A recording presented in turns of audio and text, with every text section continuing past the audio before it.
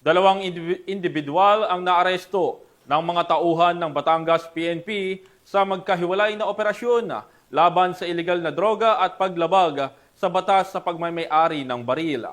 Yan ang tinutukan ni Patrolwoman Mary May Sarturio. Hindi na nakapalagpa ang dalawang suspect matapos ang isinagawang buy-bust operation ng mga tauhan ng Santo Tomas Component City Police Station. Kinilala ang mga suspect na sina alias Louie at alias Red, kapwa mga residente ng Puro 4, Barangay San Cristobal, Calamba City, Laguna. Nakumpiska mula sa mga suspect ang 6 na heat-sealed transparent plastic sachet na naglalaman ng hinihinalang shabu na may bigat na 1.4 gramo, isang caliber 9mm pistol, 2 magazines, 9 na live ammunition, isang 1,000 peso bill bilang buy-bust money, 3 cellphone at isang motorsiklo.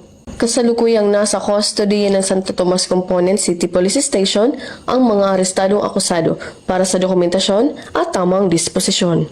Ang kanilang pagkakaaresto ay patunay ng dedikasyon ng ating mga kapulisan sa pagpapanatili ng kapayapaan at seguridad sa komunidad.